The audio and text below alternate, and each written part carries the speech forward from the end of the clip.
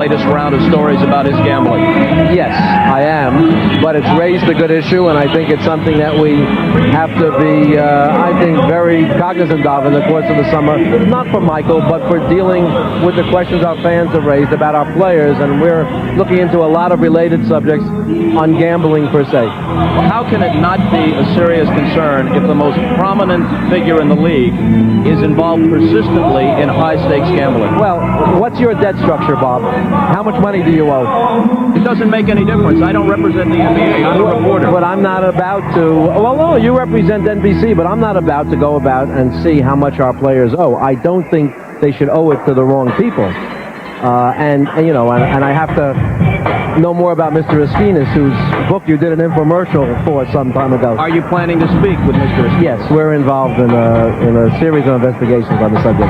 Speaking of books, Bob Green, a very respected reporter, wrote a book with Michael Jordan. Quoted Michael as saying that after the allegations arose concerning his gambling and checks were found in the hands of pretty clearly unsavory characters, right, Slim Buller and others, he was called into your office. Michael characterized the 2.5-hour meeting as being about a half-hour worth of substance and the rest just for show, so it could look like the NBA was being tough on him, and right, he assured the league that there were no other checks out there, nothing else bouncing around. That turns out perhaps not to be true now. He assured the league that he understood the gravity of the quality of his associations.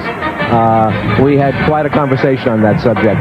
It probably didn't have to take more than 5 minutes, but it took considerably more than that, and we got certain assurances from him on that subject, and we'll be following up with him on that.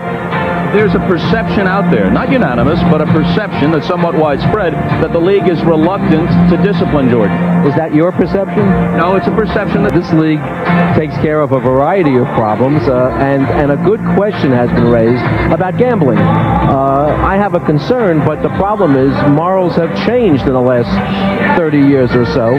40 states promote it. We've got casino gambling all over. It's legal, and I'm not about to go rushing off to enact a series of rules. Not all high-stakes gambling is legal. That's true. I agree. The legitimate issue is the association of players and the question of who they associate with and what it does with respect to the league, and what steps the league should take to deal with that subject. I mean, we try to deal very directly with a number of concerns here, and we'll deal with the issue of gambling as well. And you're satisfied the message has been received by Michael and others? I'm satisfied. If it's a good message, whether it's with your family, your kids, whatever, you have to keep delivering it. And we, with our Players Association, will be dealing with this in the course of the summer, and I'm sure for some time to come.